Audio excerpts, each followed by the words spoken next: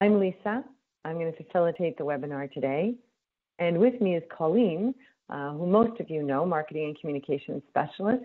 Colleen helped put the webinar together, and she's also going to be presenting a portion of it. Okay.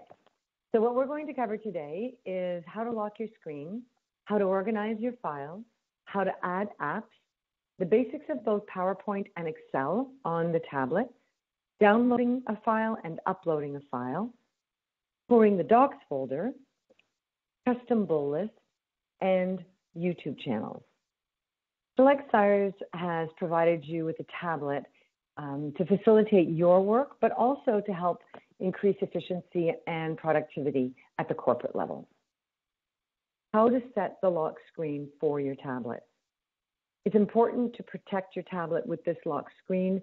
It will stop other people from being able to actually access anything on your screen without your permission.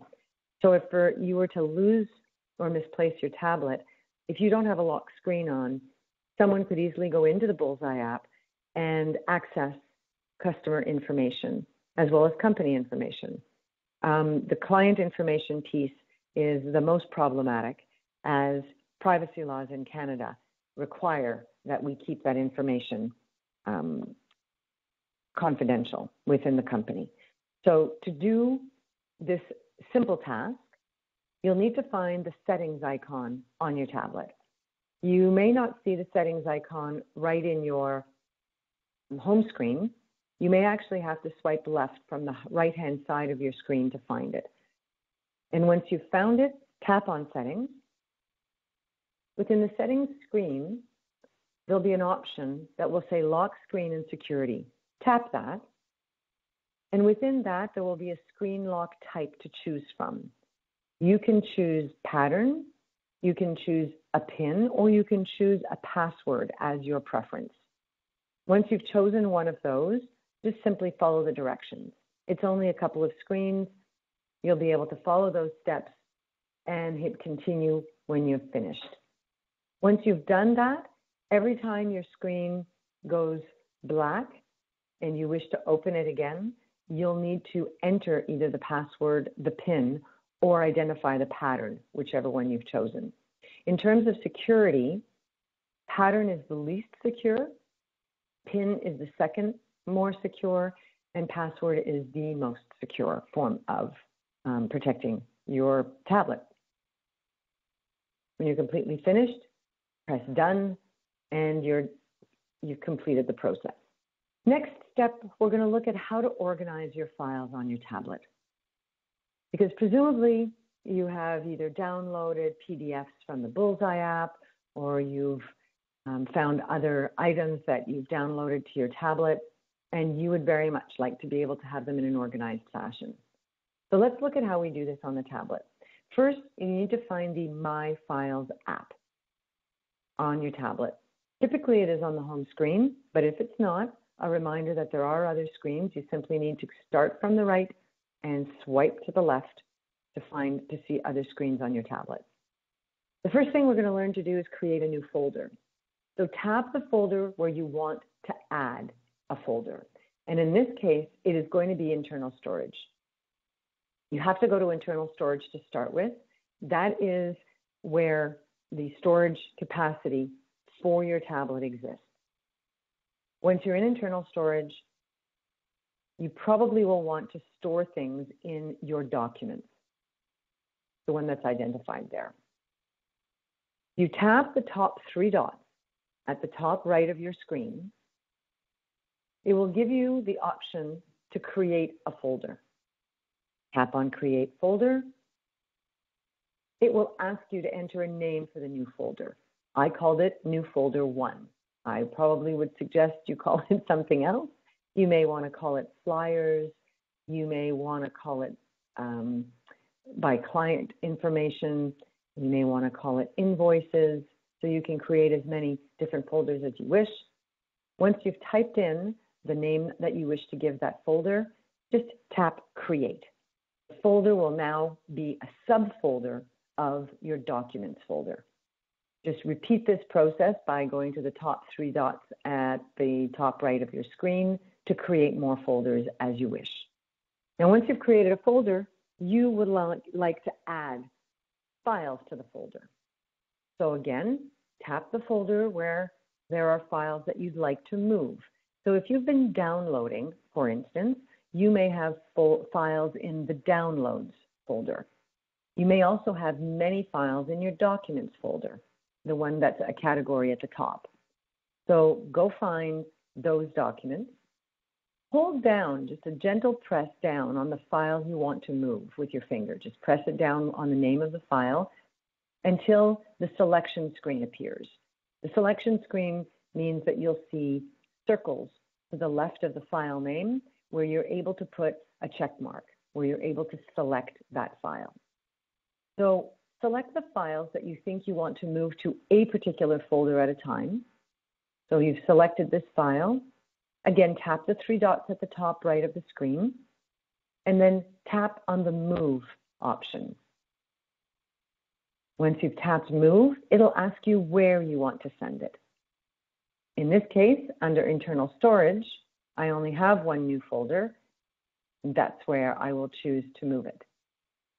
So I've hit Done. When you're in the screen of Move To, it also gives you the option to create a folder from here.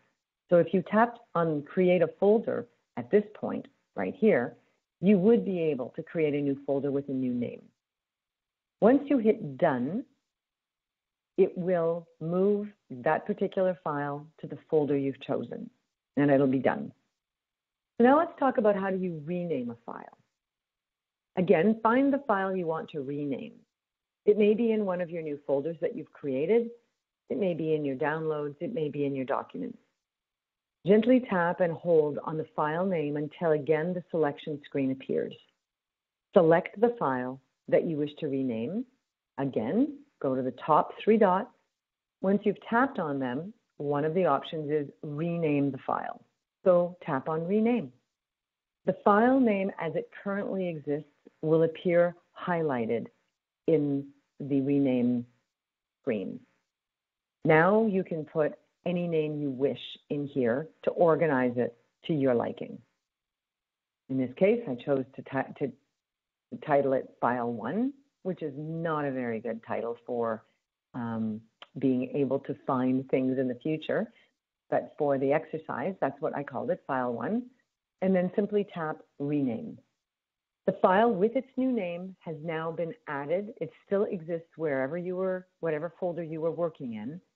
And it's now been reordered by alphabetical order. So originally it started off with a numerical name, so it was at the top. Now, because it starts with an F, it's moved down further into the alphabetical list. From here, I can do whatever I wish with this file. If I wanted to move it to another folder, I would simply, again, tap gently on it until the select screen comes up. I would check mark it. Then I would go to the three dots to move it to a new folder. Now we'll look at adding apps. Particularly on your tablet, there are two apps that will be very useful for you. The first one is Outlook, and the second one is going to be YouTube. We're going to suggest that you download both of those apps to your tablet. So in order to download an app, you have to go to the Google Play Store. That icon is somewhere within your tablet. You simply tap on the Play Store icon, and it's going to ask you to sign in. If this screen does appear, you'll need to follow the instructions on the next 5 slides. If you've already signed in before, it will have remembered this and will know the Gmail account you signed in with, and likely the password has been remembered, and you'll be able to go straight to the actual Google Store. But we're first going to look at, in case you get the sign in screen, the way to sign in is you can use Select Sires Generation's corporate Google account. Simply type the email, the one that's shown here on your, into the text box and tap Next. So the corporate Google account is selectgenerations@gmail.com. So if you type that in and hit Next, we'll go to the password. If, however, you have your own Gmail account, you can use your own Gmail account here to sign in, and then you'll skip those next 3 slides that we're going to look at. It'll ask you for the password. Type the password, Google Play 123. There are no caps, no spaces, just Google Play 123. That is the password that goes with the corporate Gmail account. And then tap Next. It will ask you to agree to the terms and conditions. Tap I agree. And I suggest you turn off the backup to Google Drive. So therefore, you would simply swipe the dot to the left until it's grayed out and tap Accept. You've now entered the Play Store. If you had already had a sign-in, you would have come straight to the screen. So you can go to the search bar at the top where it says Google Play and type in the name of the app that you're looking for. In this case, we're going to suggest Microsoft Outlook is the one that you're looking to download, but it could also be the other one we were talking about. It could be YouTube. So type that in the search bar. And as you start typing, you'll see that the option will come up. So you want to find Microsoft Outlook. And in particular for Outlook, you want to make sure that it's the one that has the blue Microsoft Outlook icon to the left of it. You don't want to download an app that isn't the official app you're looking for. We're strongly recommending that you download Outlook, as it is the preferred email app to use with the selectgen.com email address. So once you've found Microsoft Outlook, you're going to hit install. And then once you've started the install and it completes, this could take a few minutes depending on the speed of your Wi-Fi. And you'll generally see a little round circle that gets fuller and fuller. After you've fully installed the app, you can then tap Open, which will open the app for you. Once you've downloaded that particular app, the icon of the app will go to the end of all of your apps on your tablet. Therefore, you may have to swipe a few screens. If you want to move your apps around, I strongly recommend you listen to the basic webinar where we showed you how to move all of the apps around so that you can organize your tablet better. Now we're going to look a little bit at PowerPoint. And so the basics of this small PowerPoint tutorial are really about how to effectively use PowerPoint on the mobile device, because the tablet doesn't act the same way a computer does. At any time when you're in PowerPoint, hit that back button that is on your tablet. It's that reverse arrow. And anytime you tap that, keyboard will disappear. Sometimes you need to remove the keyboard to be able to see the slides better. At any time when you're using the tablet, simply double tap in a text box, and that will allow you to start typing. So either a text box that has nothing in it, such as this one, or you could be tapping on the Sire Fertility Estimates April 2019 if you wanted to change that.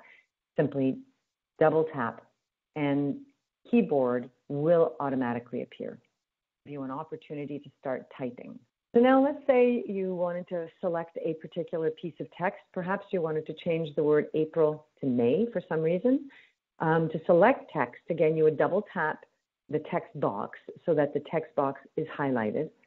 But then you're just simply going to lightly tap and hold that little blue slider, that teardrop that is under your cursor.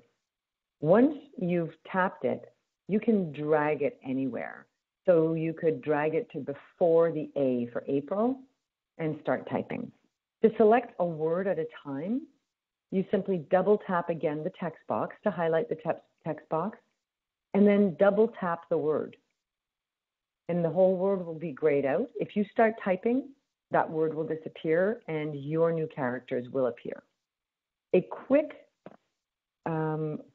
way to undo something you've just done is to hit the Control key on your keyboard, so the CTRL key and Z. That will undo whatever you've just done and will take you back to the very next step. If you hit Control Z again, it will take you to the step before that. Another way to do that is to use this backward arrow at the top right of the screen in the orange ribbon. Let's say you want to select more than one word. You want to select a sentence, or you want to select all of the text in a particular text box. You would double tap again the text box to highlight it. Double tap a word, any word in the text box. And then very lightly tap the slider under the cursor and drag it in either direction. So in this case, there are two sliders. You would start with the left one and go left with that one, and you would take the right one and lightly tap it and slide that cursor to the right, and you would then be able to highlight a full sentence or a full paragraph or all the text in a particular text box. Next, let's look at how to cut, copy, and paste. Are helpful if you want to add images, you want to take information from one program or application, and then you would be able to cut and then come back open up into your PowerPoint and paste there. For the cut, copy, and paste, you simply single tap on a text box, not double tap, single tap. An edit menu will appear, and within this menu, you'll be able to perform multiple tasks. So you'll see that when this menu appears, currently I have it highlighted in red so that you can see it. You will single tap on a slide, and again, a menu would appear. So if you wanted to copy and paste a slide, you could do that as well. So you can cut, copy, and paste text, you can cut, copy, and paste slides, you can cut, copy, and paste images, graphs, all of those. So you just simply need the edit menu to appear, and from there you can perform multiple tasks. The three most common ones, and these are the icons for them, are cut, which is represented by scissors, copy, and paste. So let's say you've copied something. Now you would like to paste it in. You would simply, if you wanted to paste a slide that you've copied, you would simply tap your cursor, tap your finger between two slides, the two slides where you want the new slide to go, and you single tap, and you would get the option, the edit menu, and you would be able to hit paste. So you've copied it, and now you've pasted it somewhere else. So if you would like to insert a new slide, a picture, different things, a text box, the way to do that is when you're looking at the orange ribbon at the top, you would tap on the Insert tab. Once you tap on the Insert tab, you get a number of options. You get create a new slide, add a new comment, insert a table, insert pictures, insert video, insert audio. You can insert shapes, text boxes, and smart art. These are the options given to you from PowerPoint. Another feature that I think is important to know how to use, especially if you have a PowerPoint that you would like to share with a client, is how to use the slideshow. So the slideshow is available again in the orange menu at the top. The tab says slideshow. You simply tap on it to show a slideshow from its beginning. If you're on a particular slide and you'd like to be showing the slideshow from that point forward, you would click on the one next to it where it says from current slide. When you're in the slideshow, to get from one slide to the next, because the slides will take up the entire screen of your tablet, you simply swipe through the slides just as if you were turning pages in a book. So just like you did earlier when you were looking for the settings button, you would go to the right side of your screen and swipe to the left to go forward. You can do the opposite as well. You can go from the left side of the screen, swipe to the right to go backwards. At any point in time, you can tap and hold on the actual slide, and you will get a laser pointer that you can move around to be able to show particular areas on your slides. So if you're looking for other tools, you can swipe up from the bottom, and you will get tools that will appear at the top. It will tell you where you're at. So in this case, we're still only at slide 1 of 7. That's on the left-hand slide. You can get ink, which actually gives you a pen that you can draw on the screen. Basically, you use your finger, or you can use a stylus pen. You can create the blank screen so that you see no more slides. And you can also end the show, which closes the slideshow from view and brings you back into the PowerPoint app as we were seeing it earlier. And again, a reminder that you actually swipe up from the bottom to see these tools. So now how to use Excel, again, on your Samsung tablet, because it is different than using it on a computer. We'll show you first how to actually type. In this case, we've downloaded the order form from the Bullseye app, which we'll be looking at how to do in a few minutes. And now we're filling in the order form, the Siemens Supply order form in Excel. So we would double tap on any cell where we want to enter information. So on this right screen, we've chosen to double tap the doses column for bayonet. Simply start typing in your doses. In this case, we've chosen to type in 25. As soon as you double tap, the keyboard will appear. When you're done, just tap the green check mark that's highlighted at the top right with the red box, and it will take you out of the typing for that particular box. And then you can tap another box, double tap another box, and start typing in. I would like to show you that there is a green icon that's just above the 1 on the keyboard that appears when you start typing. If you tap on that green icon, it will give you a numeric keyboard option so that all you have is numbers and that you don't have the alphanumeric keyboard. So now we want to fill in more cells. We've done the 25 for bayonet, and we perhaps want to add 10 doses of Brewmaster. Again, simply double tap text box that you would like to enter information in. Another way to do it, if you want to keep your keyboard visible, is to just press enter, and it will move to the next row down each time within the column you're in. If you want to move to the left or the right of the boxes, another option is to use your right arrow and your left arrow. You can go up by using the top arrow.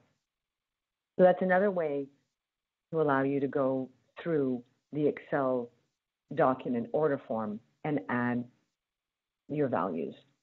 Remembering every time you've put a number in, you do need to press the green check mark for that to be registered in that Excel box.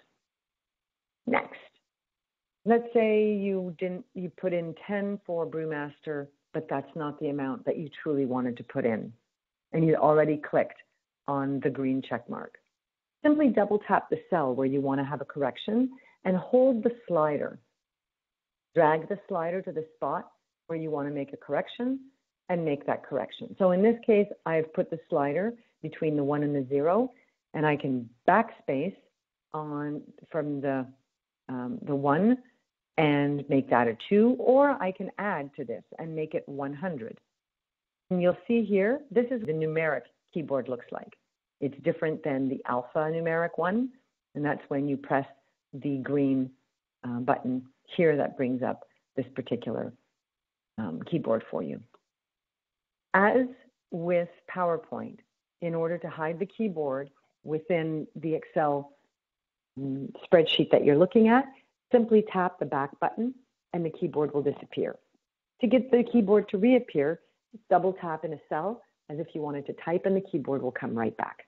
And again, the option would be to hit the green icon that would allow you to go to the numeric keyboard.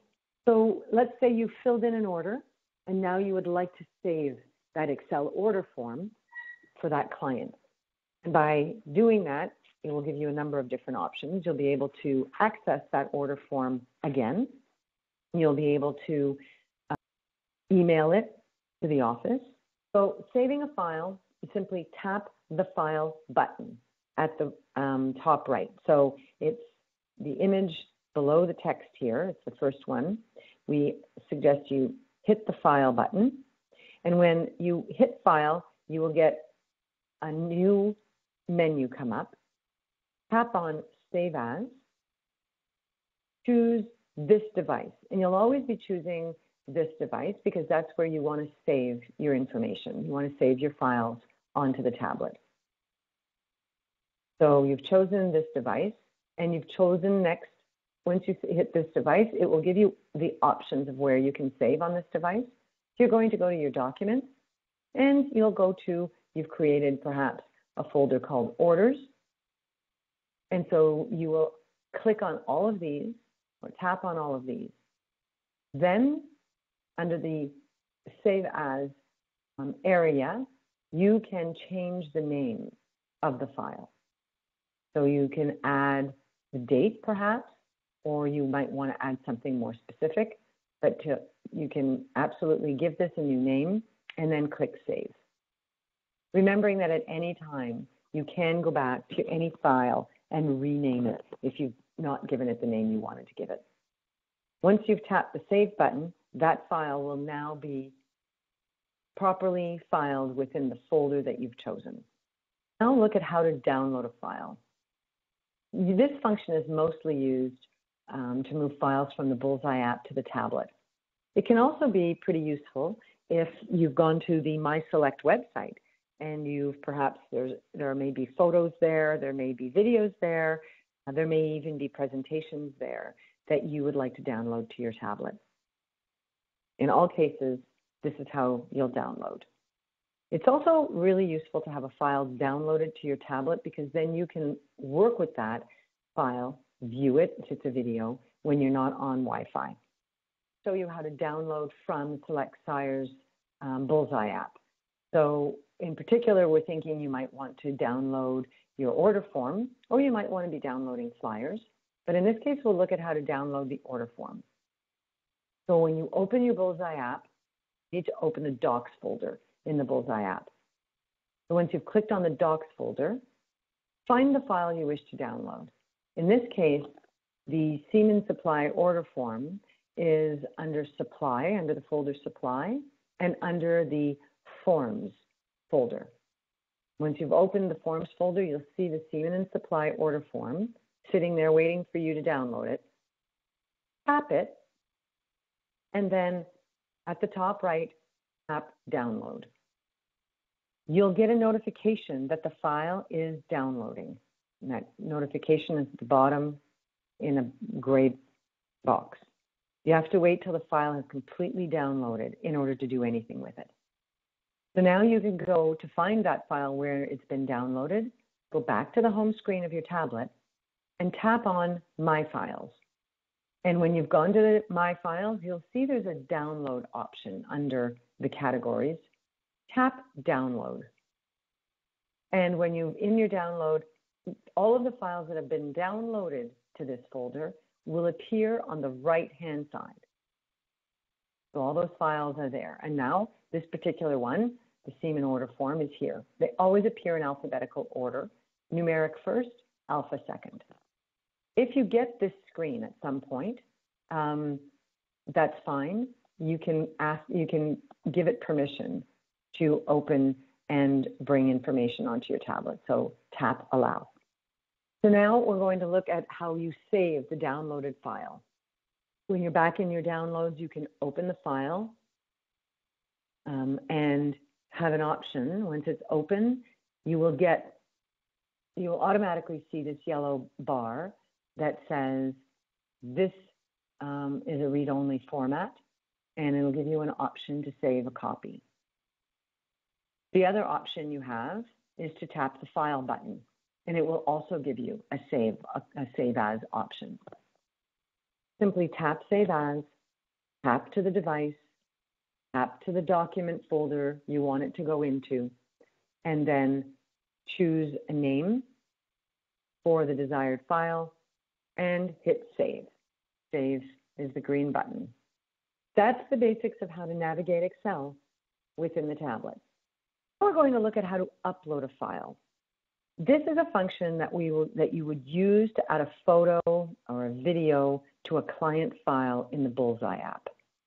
So you start by opening the Bullseye app and open a customer file. Open the customer file where you would want to upload a file. When you're in the customer file, as you can see here, I'm in A1 Mackenzie Construction. I will tap the upload button. Once I've tapped the upload button, and I will mention also that I'm in Docs, but you tap the upload button and this screen will appear at the bottom where it says you want to upload files. Which ones would you like to upload? So we'll hit add. Once you've hit add, it gives you 3 action options. You can either take a photo with your camera, and the camera I mean on the tablet immediately. You can take a video, or you can find an image in your files from your photos. So if you're in the barn there, or you're on the client site at the farm, there's an image that in particular you would like to capture for within that client's folder, this is where you would do it. You could tap camera, your camera would appear, you would take the picture, and it would allow you to upload the file. You would simply have to tap upload once you've chosen the file. So the image has now been added to the Docs tab of the client file. It's important to remember you want to be in the Docs portion of the client file to be able to do the upload. So just because we're here, another option is, let's say you've uploaded a number of photos from the client site, and there's 1 or 2 that you'd like to download to your tablet for some particular presentation you're working on. At any time, you would be able to select an image or a video and tap download. And you would be able to download just like we downloaded the order form a few moments ago. I'm going to be handing it over to Colleen to speak through the next few slides of the webinar to talk to us about the Docs folder. The Docs folder is just a collection of materials that we felt would be relevant to you to access at any point in time during your day. We've divided them into full and supplies, so you can sort through which way you need to go. Option that we're showing here is the product side, so you can search within it to find a key word or an item that you're looking for. And we've gone through and cleaned up the naming of all of the files, so it's a little bit easier for you to scan through. So under the forms folder is where your order form is, PGAC, sex contracts, leases for Holstein Canada if you have a herd that wants to complete SMS. All of that is there. So again, the semen and supply order form is probably the one you're going to use most. So we've chosen that as a example. So once you select it, you'll hit download. Completed downloading, you'll head to Excel to open it. Now, the first time you go to open this, you're getting a read-only format. So that's that yellow bar at the top. So this will only happen the first time you download it. So you're going to hit save a copy to make it an editable form for you. So we'll go through those same very similar steps as Lisa had gone through earlier about how to save and rename the file. So you'll hit save a copy, and then you'll get that you want to save it to this device and whatever folder you want to save it to, rename it whatever is relevant for you, and hit save. And then once you do that, you'll be able to work with it and have your changes be able to be saved. Then we'll go through and fill out your order form, very similar to what Lisa went through already with you. Just double tapping within, and then make sure you save it before you exit out of the program so that it's ready to go. And then when you're done making your changes and you're ready to email to the office to submit, get out of Excel and go to Outlook. And then you're going to create a new email with the pen button on the bottom right-hand corner. In the to subject line, you'll add to Ashley and Howard or whoever else needs to get copied on your semen order form. Add the order as your subject. And then when you're ready to attach it, you're going to hit that paperclip button just to the top right of the keypad. And then once you click that button, you will get this bottom pop-up that you can choose from, and you're going to want to choose from the device files, and you're going to allow Outlook to access it. Click Allow, and then you will get this screen. So you're going to click wherever you have saved this to. If this is a new folder called Order Forms or it's in Documents, you'll find it. It will be the most recent file, and then it will attach itself to the email. And when you're ready to send, you're just going to hit that little paper plane button in the top right. For those of you who are maybe even more advanced, when you're in Excel, and if you wanted to email this particular form from Excel, you can go to File and then hit, and you always want to make sure you've saved your order form. And after you've saved it, you can hit Share. Now, when you hit the Share button, and if you've got your tablets in front of you, you can open that, but it will give you a pop-up that asks you what you want to share. So you want to hit that you want to share this form as an attachment. You can either give it as an Excel sheet, or they call it a workbook, or as a PDF, totally up to you. And I would click Workbook personally. And then it will ask you, you want to share this workbook as an attachment, and it's going to ask you to open an application. Outlook, if you've downloaded Outlook, it'll be in the choices. You click Outlook, and then you end up right here where you can put the name in, but the attachment is already included. You don't have to do the attachment. It's been added. So you just have to put your two, a title, and you can hit send. Another folder within the supply section are the sell sheets, and these are the technical forms that we've gotten from the product suppliers. They're very helpful if you have a client who's looking for that more technical, detail-oriented information. So any that we have received from buyers, we've placed in there. And if you're looking for one, please let us know so we can request that. So two, I guess, to note, going into the summer, are your decision charts for any agrarian products you might need. And then we had also gotten from Ecolab comparison to the De Laval teat dip that's on the market. So again, it's just going through the technical comparison. So those are ones if that they are there for you. So a really great tool that maybe is a little bit overwhelming to look at in the beginning is the custom bull search and your option to make a list. It's a really great tool. Once you get into it, just don't hesitate to take the time to fiddle with it because there's a lot of great information that is there. We'll take you through a real quick search and sort.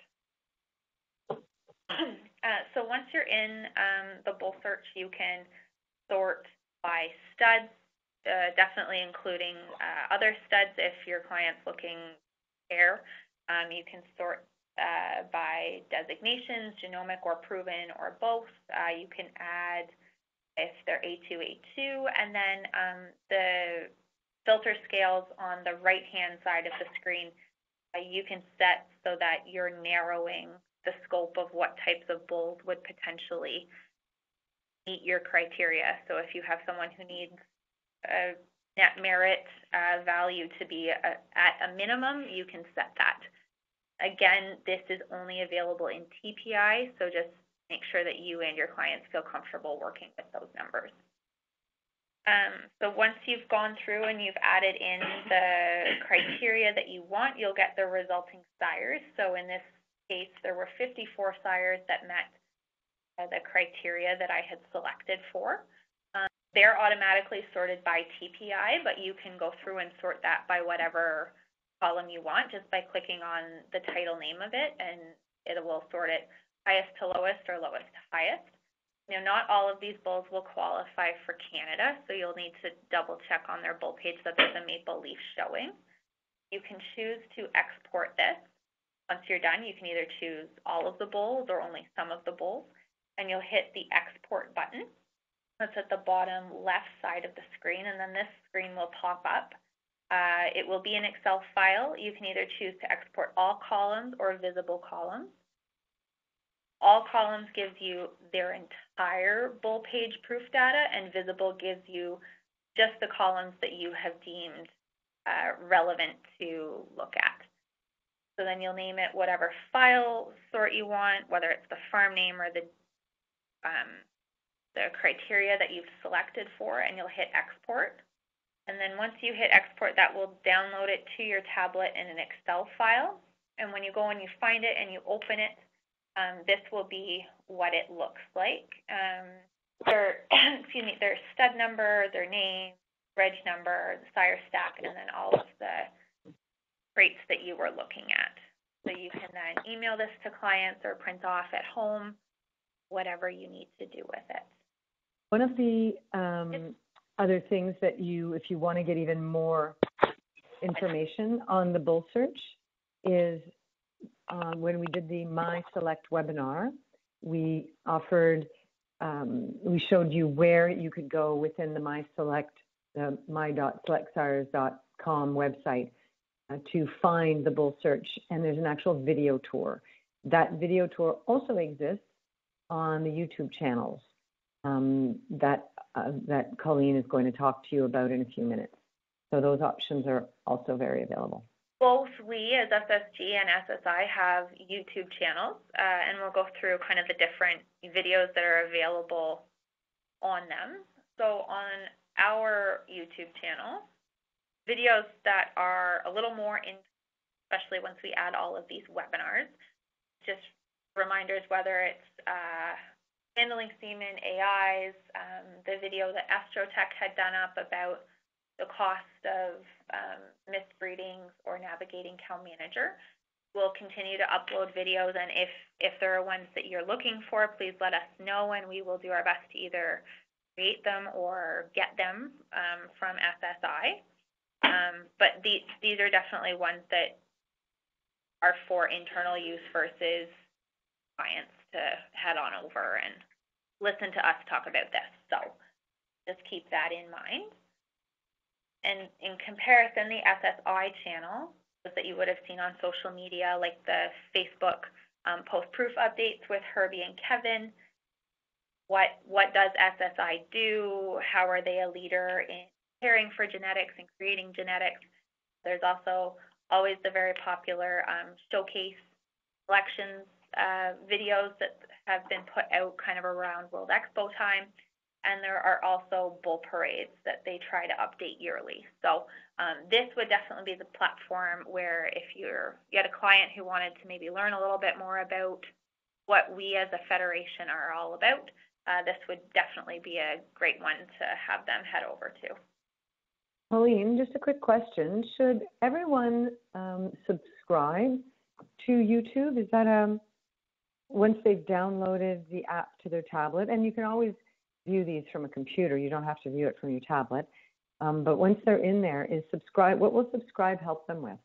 Subscribe will just drive more of this, like SSI's channels, videos to your home feed. So if they upload a new video, it would pop up. You wouldn't have to go and search for it. That's definitely an option.